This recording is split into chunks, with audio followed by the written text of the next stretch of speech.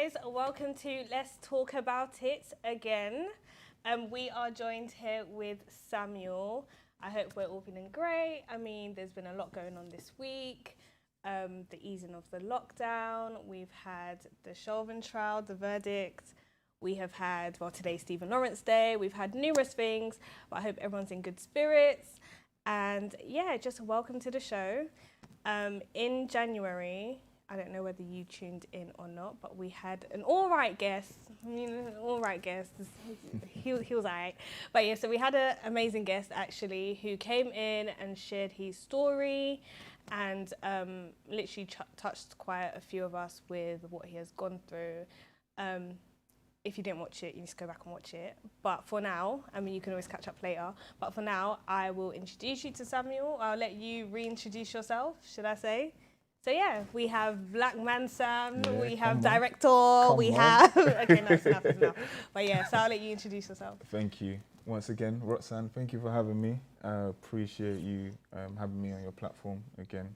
And I'm just happy to be back. It's Sam, aka Black Sam, aka, director, aka, it's just your neighborhood Sam, friendly guy, But yeah, again, thank you for having me on the program.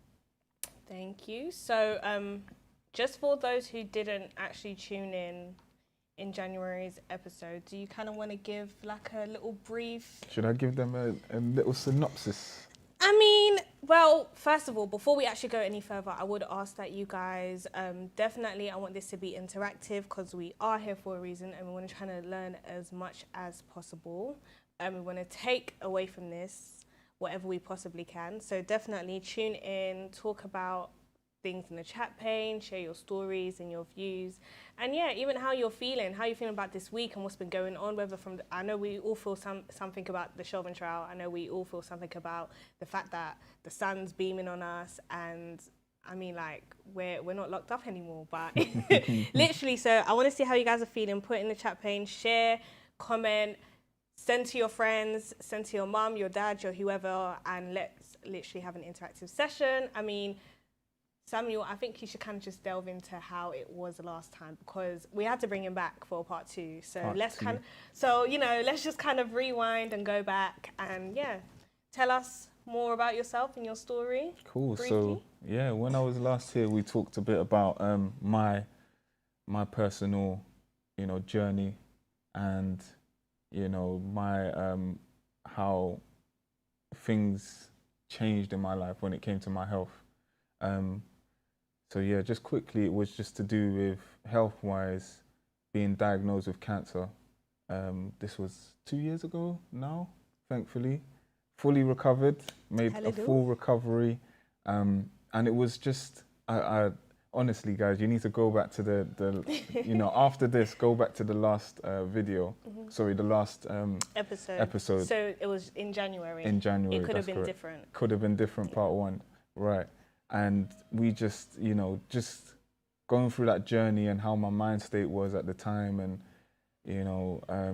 dealing with this looming health issue that hung over me for quite a while, a good substantial part of that year in 2018.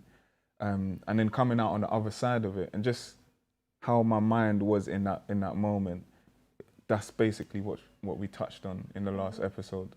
But yeah, we made a full recovery. We're here now, and we're here for part two because there's a bit more to my story. That was just, one aspect of my life. But Roxanne will tell you what it's gonna be today. What? In all honesty, I think the way that you just belittled your story right now is just ridiculous. So I'm going to say it in the way that I have literally taken it in. Everyone knows what, like, you hear cancer and you think, like, that's it, like, what the heck? But the way Samuel, and I've said this before, the reason as to why I brought Samuel onto the show is just because of his mentality and the way he views life. I feel like he's never negative. Like, you've always got something, like just something. I could be there like, oh, like, I'm annoyed about this. And he'll just be like, like it's actually calm. Like it is what it is. It is like, what it is. But not only that, I think it's the way you will never know someone's story unless they actually come and tell you. And not only that, but it's a blessing to know that you were told the news, or you know, people get a doctor's report and sometimes they think, yep, Uti Barry, like it's done, like it's it's finished. But some people are actually just like, okay, you know what? From that moment on, and I remember Pastor Moses saying clearly, like it is the way that you take things in, and whether you accept that message that you receive, is how you kind of move forward. We've had the story of how of when Joshua was born with Sister Chioma and Pastor Moses, and literally what the doctors told her there and then, she rejected it. She said, "What you're telling me is not what's happening with my son." Until now, he has seen his 10th birthday. I mean, it's a blessing. And I think it's just the same thing in terms of the way you set your mind and how you accept things and how you channel things. And I remember your story when you said, when you heard of the news and everyone around was kind of like, yo, you're kind of like, nah, there's certain people I'm telling because I don't want them to influence how I see this. It's kind of like, okay, there's no point of worrying about it now because worry is only going to create more worry. Let's do what it is. Doc, what is it we need to do? Is it this? All right, cool, let's go through. Is it chemo? Okay, cool, let's go and do this. And I think that's one thing a lot of people don't actually believe in. Like, it's the way you respond to certain things and how you channel your faith, your beliefs, and what you actually do after then is how it comes forward. And what, less than a year later, you got the all clear, like, yep, cancer-free. You had, I think it was a 2-year stage, right? Yeah, so it's what they refer to as remission. Yep. Where in that period, they say the cancer could come back, but that's the period in which they say it's most likely to come back. Yeah. But, you know, thanks to God, all praise be to the Alpha. And this is it. Know? In the midst of everyone talking about literally slamming 2020, you had that great news come out of like, yeah. You know what put it into perspective for me? When we heard the news of the late, great Chadwick Boseman. Yep. And I was just like, you know, I'm not better than this man. You know, I'm sure God didn't say, you know, Black Panther, Sam is better than, you know, you know what I'm saying? Because we all love some Chadwick. Exactly. So it just kind of, when I saw the news, I was just like, wow, like this man, he achieved so much in the short time that he was here. I think after he passed, there was news circulating that he actually went on set and he was still working and still acting whilst he was going through. And he had like treatment. doctors and medics that were coming to the set with him. Exactly. So for me, it's just kind of like, that's essentially, you touched on it, and it was kind of, that was my mind state when I was going through what I was going through. It was that this is just temporary. I'm not gonna become a recluse and just stop my life, because life goes on regardless. Even when people pass away, unfortunately, life must continue, you know? So you can't, based on, in my mind anyway, you can't just, and it's easier to say than do, but for me, it was just like, I can't just stop. I can't just let this be the end of me. I have to keep going. I have to stay active, because if not, I'm gonna get past this, but then I'm still gonna be stuck in that mind frame that was the hardest and biggest thing that I'd ever I'd ever have to deal with, and maybe not bounce back from that. So I was just in a mind frame that I just have to keep going. For me and for those around me as well, just keep going, push through. And that's what it is, you know what I mean? And surely, I mean, and I don't know whether, I mean, we could talk about it. Let's talk about it. This is not the first time. Ooh. This is not, guys, you know what? First of all, we thank God for divine healing. 100%. We thank God for preservation. We thank God for just the simple fact that you are here to tell the tale and give God the glory for what he has done. However, this is not Samuel's first time escaping death. This isn't. So I always say to him, you know, you actually have a purpose in this life. that God is kind of like, nope, not yet. Like you're literally trying to walk to the pearly gates and God's like, nope, go out and finish your mission. So literally, yeah, tell them about your second almost deadly encounter. I feel like, you know those programs, World's Deadliest Encounters. Mate. You know what, this is going back in time. So This was prior to the diagnosis. Yeah. That's right. So this is like, wow, this is going back maybe in my teens. Let's just say in my teens. Okay. So that's a while back. So yeah, this was, you know, when I was in college. At the time, I was part of a group. And you remember Funky House? It was, Yeah. you know what I'm saying? I did my thing. Oh, sorry. I did my thing. So Yeah. I was part of a group, and we would go to like events like house parties and you know, raves, etc. And I would MC, and my counterparts, they would DJ. Okay. So we formed a group, right? So we was it was just another booking. So we fought, and we got to the place now, and something was a bit off. So Ooh, sounds like a setup. yeah, something was a bit off, you know. I could just kind of sense it. Something was a bit off. So we got there, and it was kind of like the room had kind of stopped. So the music and everything was playing, but the whole feeling within the room was like all eyes on us. Okay. So we got there now. We're there in our, you know, DJ MC capacity, whatever. And then it turned out that we were mistaken for another set of people. So Got ya. it was a mistaken identity situation, and it just went left. Real quick. It went left real quick. So before I could put two and two together, before you know, we could put two and two together, we're, you know, trying to defend ourselves from an altercation. Yeah. You know, we're trying to, you know, speak to these people and explain to them that this is not what you think it is. We're here to do a job. Yeah. We've been paid to do a job, and that's what we're going to do. But, you know, during that time, certain people are not trying to hear. At all. They're not trying to hear They're that. already So all wound up exactly, and stuff. you know, so they've got this this picture painted in their heads that we are who they think we are. Obviously, Once you we're not. accept that, you accept it for. So for them, You know, you've accepted. You know exactly. what? Samuel is. You know, and yeah. you know, we didn't know what was going on. Long story short, the altercation happened. We're defending ourselves in whatever way that we can. You know, the scene is clearing out. Everyone's, you know, trying to get out, the scattering and everything like that. And then before I know it, boom, I just feel like the back of my leg. I feel like there's water running down the back of my leg. So I'm like, okay, this feels a bit strange. Did I just, you know, while I'm trying to stop whatever's going on, did I just spill like some water or something? Yeah. But then my leg felt a bit like weird. Yeah. So I was like, okay, this is a bit, you know what I'm saying? This is a bit weird. So I'm backing up.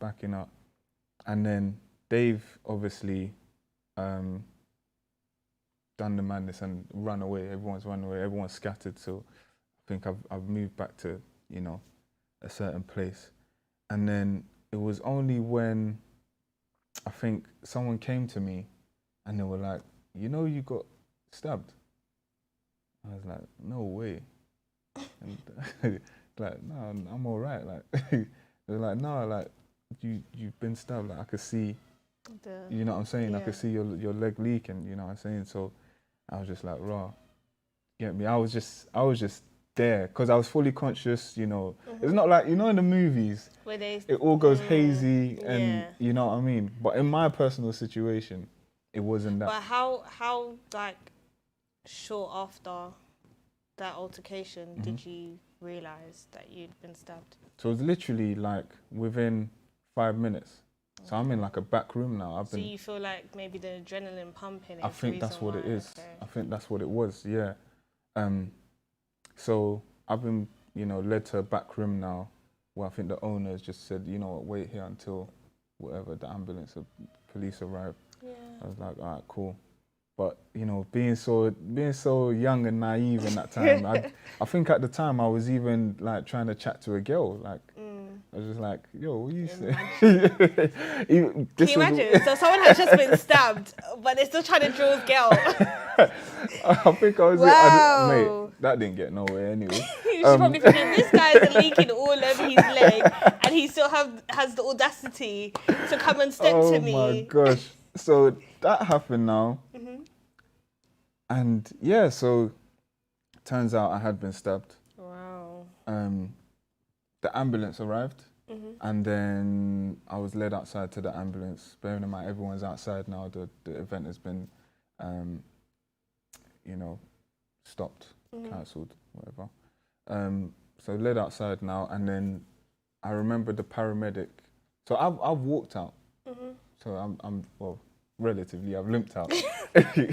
And then the paramedic has said to me, "Are you aware of any other stab wounds? Did you get stabbed anywhere else?" And I was just like, "No, not that I'm aware of. I can't feel anything else."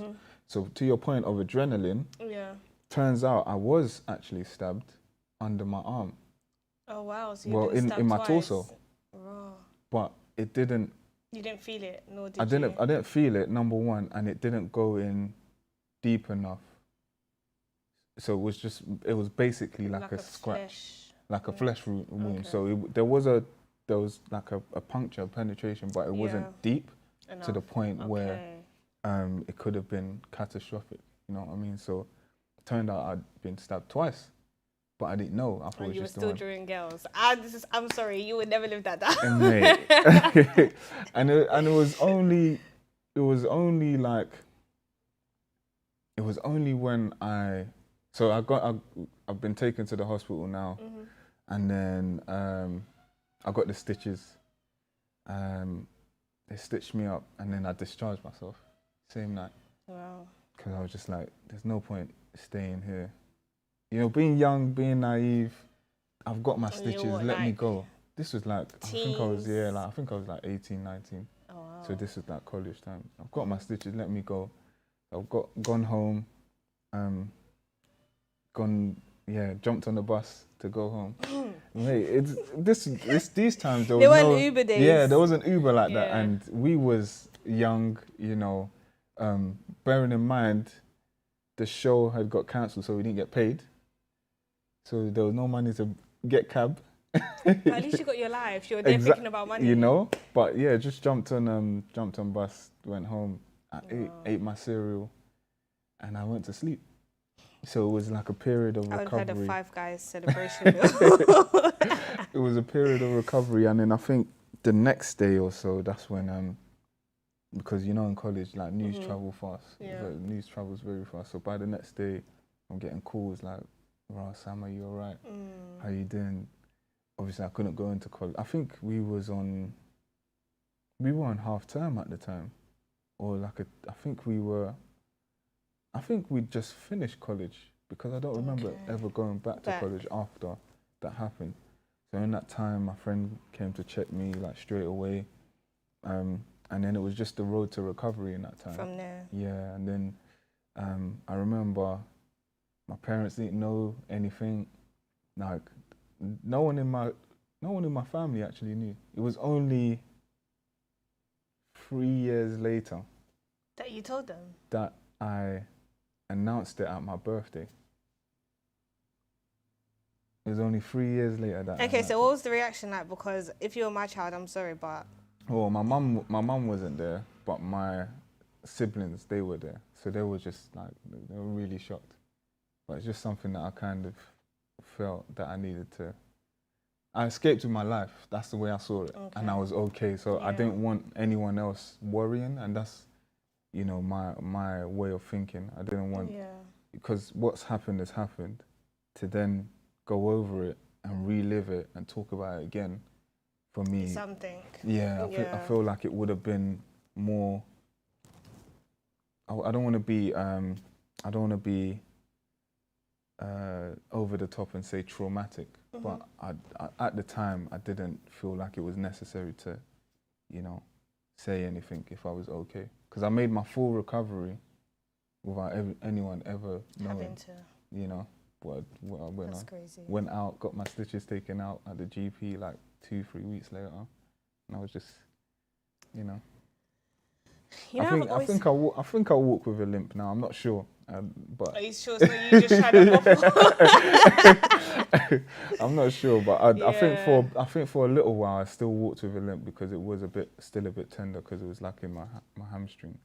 But Wow. full recovery. You know, I play football. You know, 5-star. Yeah. You know. 5 kidney. Anyways, you know what? Like, first of all, this London, I actually have no words because I've always thought, like, how do you even, like, avoid your kids from getting in certain situations like that? Because it could, like you said, it was like a mistaken identity thing. It could just be the wrong place at the wrong time. 100%. It could have just been, let's say, that split second before you were stabbed, what move you did. So it's the torso that they got as opposed to your chest. Or little things like that. It's just like, guys, this life is not our own, you know. I actually say this all the time. This life is actually not our own, and we have no power nor do we have any control of what happens when we go, when our time is. Because when it's your time, it's your time. If it's not your time, you will know because you'll have stories like this. But I just feel as though, like, this is why I'm literally an advocate for, mate,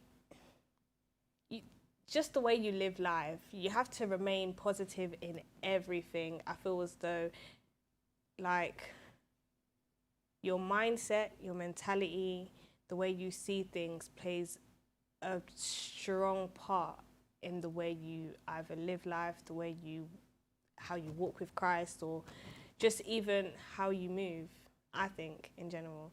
So, like I said, all these things are contributing factors as to the type of person you are today. I didn't know you prior to these events, but I can say, like, having those type of experiences, and everyone can say, like, whatever experience you've had growing up or in life does shape the type of person you are, shapes your mentality, shapes your beliefs, everything.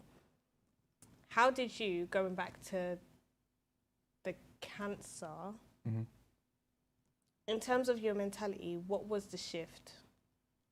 Because essentially, like I said, once you received that news, you already had that mentality like, okay, well, we're going to keep going, we're going to keep going. But did you ever see a change in the type of, in your thought process? Did you have like off days? Did you have, like, what was the struggle? Maybe even both. Like, you might even live like traumatic, you might have even developed PTSD from when you were stabbed and never spoke about it because you didn't have anyone to speak to because you didn't tell your family for like 3 years. But what was that like dealing with? So the cancer or I said both. both? Okay, so I don't. In regards to the stabbing, I don't feel I've suffered PTSD. But then it's never been unless I'm explaining the story, you know, and I only explain it a handful of times to a select few people. Yeah. It's never been something that I replay over and over and over again in my mind. So I don't feel like I've had any long-term mental detrimental effects from that situation. Just kind of went through it and lived through it, and I'm here now, you know. In regards to the touching on the point of the cancer, you said, when was it like enough? When did I feel like it was, you know, a bit much? And I'll always remember it was the 6th cycle of chemo. So there was 8 cycles. Yeah. But it was 6 cycles. It was the 6th cycle, specifically that cycle, when I was just like, you know what, this is too much. I do this every 2 weeks.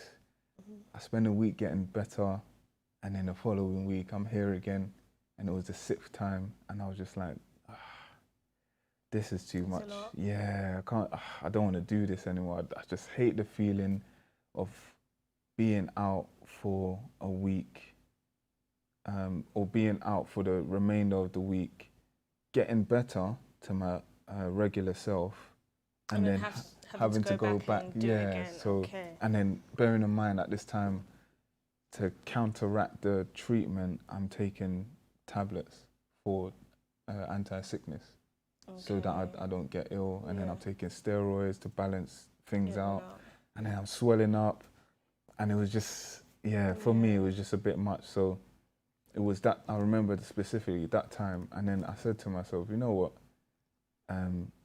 nearly there. And it was actually family that said to me, you know what, you've come this far, this is the sixth one, so you've done 6, you got 2 more to go, then it's over, you don't have to think about it.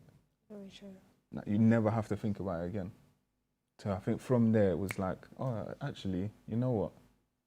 Let me change my outlook on life. And to your point, with regards to, you know, what you think becomes your reality, that's so important to me, because it's what you create in your mind that becomes your reality, and what you begin to see in everyday life.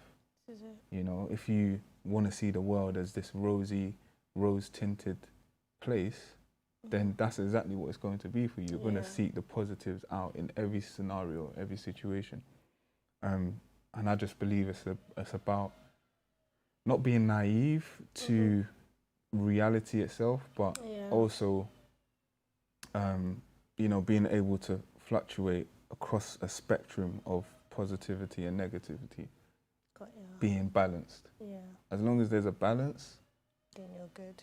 Then you're all right, you know, in my opinion. But just back to the point, it was that time that I remember specifically, that it was just, it took a mental toll on me. I think that was like the hardest or the biggest hurdle I've had to overcome in my life till date. Just, you know, saying to myself, okay, 2 more to go, you got this, 2 more to go. It's only like 4 more weeks, 4 or 5 more weeks, and then you ain't got to deal with it again. Just go through it, just go for it. And then, That's it. That's something. And obviously one of the reasons as to why I brought you here is because of the simple fact that there may be people who need that type of channeling of the thoughts and how to be resilient. And yeah, I mean, it's not easy to have that type of faith. It's not easy to, when trials hit and tribulations hit, it's very easy to now forget who it is that you're supposed to be looking onto and casting your care onto, and then you just go into the whole mode of, okay, well, this isn't working. Okay, well, I can do this by myself, but you can't do this by yourself. And literally, what piece of advice or word of advice would you give people? Because essentially, not everyone has gone through what you've gone through for you to have that type of mentality or for you to have that resilience. But just for any normal person, or for just literally whether it's a mental or physical battle or an emotional battle that anyone's dealing with, what would you say? I would say find your light at the end of the tunnel. Find what it is that you feel is the solution or resolution to your situation, and hold on to that, and then say, you know what I'm going through now is temporary, because it is all temporary. It doesn't last forever. No matter how you see it at the time, nothing lasts forever. The one thing that, the irony in life is that the one thing that is forever changing is the things that we want to remain the same. But life is forever, you know, evolving, moving on, and it just doesn't stop. This is it. This is constant changes. So just be focused in your thought process, in knowing that your situation will change. You will get out of the bad situation that you're in, or, you know, that dark mental space that you're in, because it won't last. It doesn't last forever, you know? I'm not gonna lie, I was reading, it's crazy because this is Psalm 30 verse 5 is one of my favorite scriptures when it comes to that. So Psalm 30 verse 5 says, "For his anger endureth but a moment, in his favour is life. weeping may endure for a night, but joy comes in the morning. Yeah. And when I say, yeah, that, you guys don't know. You don't know what it does. Like, that is something in which, when you meditate and when you dwell on such a scripture, it makes a huge difference. And I feel like when there are no other channels to turn to or other people to turn to, and some people just don't even know what to say in the moment. And sometimes you don't even feel like you want to talk to other people. And sometimes venting isn't even the way to go. But when I tell you, when you hear scripture like that, it does something, because it's literally just like you said, you need to kind of think of the light at the end of the tunnel. And sometimes everything around you may be dark or feel dark, but when you focus on that light, it's literally just a tunnel vision you're going to have. You're trying to get to the end of the light. You see that positive, that optimism, like, okay, well, you know, I've got my vision, I've got my destination, that's where I'm going, and I'm not going to stop until I get there. And I feel like it just helps, because you find comfort in the word, you find comfort in just knowing that things in this life has already been written, and the Bible actually has the answers to everything in life you can possibly go through, or just even words of advice or comforting things that you can relate to. And that's one thing that helps, because everyone's human, everyone's normal, and you do go through your times where, like, mentally you're actually not there. You've had it, I've had it, like, literally, there are times where you just feel like, I am drained, I'm tired. And yeah, I mean, it's kind of just how you channel your thoughts. We spoke last time about, like, the power of, like, your state of mind. We spoke about things that you allow to feed through you, like social media. Yeah. And it plays a major part. I mean, there was this one gem. There was this one gem that you dropped. I remember the gem. There was this Are you one ready? gem that Samuel dropped where it's like, you know that meme where that guy's like, yo, like, it was on this where you deep and you're thinking, but yeah, I mean, if you tuned in last time, you'll know, like, there are quite a few gems, but if you do remember them, I mean, feel free to say it, but I feel like you might need to trademark it before someone comes and just takes credit for your work. Nah, man, there's everyone watching here is it's not someone that's gonna steal my my sayings, Hallelujah. So it's not even mine. Feel free to To trademark take. it yourself. Exactly, yeah, man. Sharing is caring. But to that point, the I think the gem was social media is like a tool. I compare it to a tool, like a hammer. Yeah. And a hammer can be used to build and it can be used to destroy. So, use it wisely, essentially. This is it. Use it wisely. And I feel like you see people who are, like, for the whole social media and people who are totally against it. There's some people in which, they use Instagram, and Instagram is one of the reasons for their success and their business and building and being where they are. And then you have some people in which the moment things get tough, you feel like, okay, I need a social media detox, because you know that certain things you're seeing on your timeline or whatever is affecting your mental and your emotional state. And yeah, I mean, it can either build or it can knock down and destroy. I would want to delve into social media, but I do have a question. Sure. This is from Sally Easterbrook, who said, did you feel real empathy from your nearest and dearest people? When? Oh, Sally, he said when. I would think she will be talking about when you had cancer. Did I feel empathy? Yeah, definitely. So the people that I did choose to tell at the time, they were very supportive, extremely supportive. I'll always say big up the hospital staff. I can't remember all their names, but the ones that I do remember, they were actually friends with me in college. Or I actually I knew one of them from college, and the other one I knew through a mutual friend. So they were actually the people that were helping me during my radiotherapy. But all the other staff, from the first doctor I met to all the others I met along the way. They were pleasant to deal That's with. amazing. You know, they made my time there, you know, so easy. And also family. And I can't emphasize enough how Yeah. much family were, Means a lot. you know, instrumental in helping me keep my positivity and stay focused on the goal ahead. And yeah, you know, the close knit friends. It was more so I call them family, you know, my friends. Yeah. So yeah, just, you know, them taking my mind off things. Like there was one specific friend, we'd go and get suya every so Where? often. It was in Peckham. Oh, It was in should have Peckham. known. So we'd travel, go from wherever we was living, come down to Peckham and get our suya.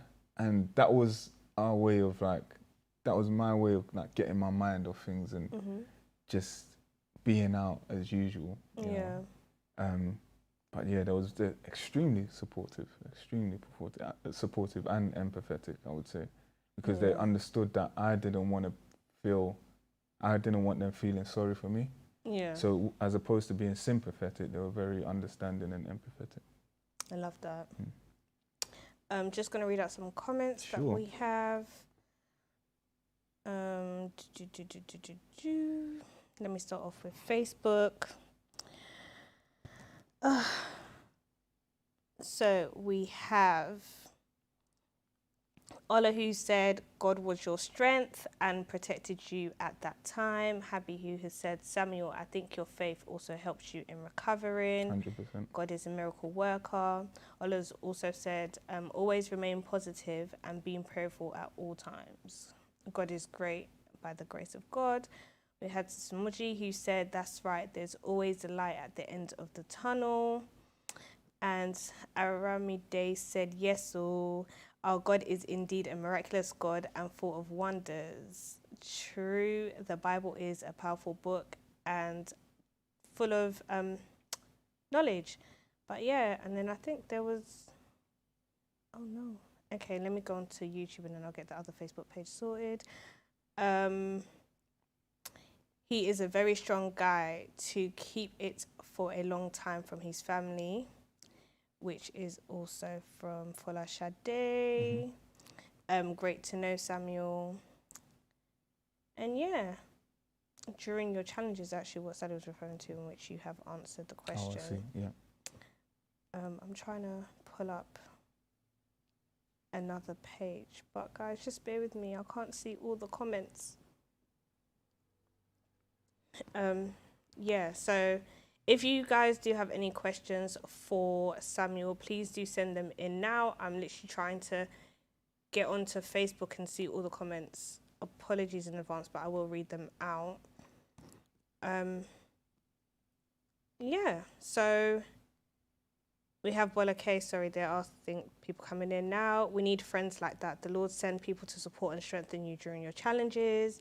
Adebola Ahmed has said, true, you are what you think in life, the power of positive thinking, which I've always been screaming from the top of my lungs. And sometimes you may not actually live it, but as long as you know, there's always that factor in it. I feel like time's really run out because we said we wanted to talk about the whole social media thing, but we've literally gone like 40 minutes in. Briefly on social media, because I know a lot has been going on. Just for instance, like I was saying this now, I've been speaking to quite a few people about this during this week. I mean, social media is one thing in which you can feel so much joy and so much pain at the same time. And for instance, let's talk about this whole Derek Chauvin trial that happened. We got the verdict, guilty on all counts. So praise God, because that's the first time we have ever in history seen a white police officer go down for the murder of a black man. But yeah, we enjoyed, we was like, okay, this may not be justice, but it's accountability. That is a good start. But there was joy, there was tears of joy, there was happiness. And literally that got swept away in less than 12 hours for me. Yeah. We had the 15-year-old girl who was shot by police officers as well in front of her family. And if I didn't wake up and scroll on social media I may not have seen it straight away. And I guess maybe my joy with the whole George Floyd thing may have lasted for a bit longer than it did. However, it's things like that. And it's the way you have to channel it, because I could have easily gone straight into the anger mode. I could have gone straight into the whole negative, like, see, now, like, this whole thing is pointless. So I could have just felt that way. But it's the way you channel it. Because after that, I thought, you know what? We were still given victory. And we're not going to now slam what God has done or slam the positive that we have now received because of that. It is a shame and it is something, but literally, as you say, like, sometimes life just moves and life goes on, and it's just the way that you deal with things. And yeah, I mean, social media, I think that will have to be a topic for another day, because we're kind of running out of time, but there's a lot of things that we can say about that, Sammy, won't you? 100%. I 100% agree. Maybe we'll do part 3. A part 3. I mean, some people even said if you come for a part 2, you might have to give further information. Right, I'm not going to put you on the spot, but if that person's on, they're probably on, and then you can ask the question. But yeah, I'm throwing you all the way into it. Yeah, maybe we can do that. So before we go, yeah, I just hope everyone's in good spirits. I know this week has probably been tough for a lot of people. Also quite positive, you know, it's Stephen Lawrence Day. And we had something amazing happen at work today where, like, for the first time, we were able to acknowledge and see who Stephen Lawrence was before the pain and the suffering and the negativity of his death. Like, he was an actor, he was studying to become an architect. Like, there were so many things that I actually learned today that I was like, we need more of this. 100%. We need more positivity portrayed about our excellence, as opposed to the pain and the suffering and the deaths and all of that. And honestly, I feel like I'm challenging myself, because I've had my moments, but I feel like I'm challenging myself now to be a lot more positive in my thought process. And when it even comes to things that I set out to do, like, literally, I think that's something that I am going to take on. I remember January when we had our show where it was like, okay, so what do you commit to doing for 2021, or how are you going to go forward in 2021? I think that's going to be my one. That's what I'm going to try and do. To be more positive. I feel like I'm really positive, but I could be a bit more positive. Just 1% more. Just a percent. There's always room for improvement. Exactly, 100%. And then, do you have any more books for us? Oh, yes. So the book that I've started reading is The Power of the Subconscious Mind by Joseph Murphy. And yeah, I've just started reading that book. And it does touch on a lot of aspects to do with the subconscious mind. So if you have the time, check it out. Go for it. I don't profit from the book recommendations. They're not paying me to promote, but you know, it's just something that I'm feeding my mind at the moment. So why not feed yours? That's good. I know you recommended some books prior. That's correct. It was Atomic Habits. Atomic Habits. And but I don't think I gave the author last time, but I think someone in the comments found it. Yeah, they did. Yeah. But it was by James Clear. If anyone wants to check out Atomic Habits, and let us know what you think. What you thought about the book. But yeah. For sure. And it was, I think it was Things Fall Apart by Chinua Achebe. Okay. Nigerian it's author. One of us. Yes, that's correct. Yeah. Okay, well, we're going to leave it there. So thank you guys for tuning in. I'm going to read this last comment. Sometimes we fret over what we should not really fret over. We are only human, ain't we? I have heard you before. Yeah, sorry, I think that says, I have heard you before and so blessed by you, my brother. Thanks, you are an inspiration, waiting for your book. I've been saying this. One day. I've been saying, what did we say it was going to be called? It's going to be called, I can't remember. Actually, what was it? Well, when you see the title, you will know. I remember. But, you know, I don't want to give it away. When it comes out, you're going to know that it's... Okay, cool. You're gonna know and I'll be getting a percentage of that sale, so yeah. We have to discuss that. Well, I'll be getting a percentage. But yeah, thank you so much for tuning in. We have a new one or a new show coming in the next 4 weeks. Please keep an eye out for that. And if there are certain topics you would like us to discuss, if there's some things that, you know, maybe we can bring to the table, some ideas you have for us, please feel free to put it down in the comments. and we will obviously there to try and get that sorted for yourselves. But definitely, we love you guys. Thank you so much for tuning in, and have a blessed weekend.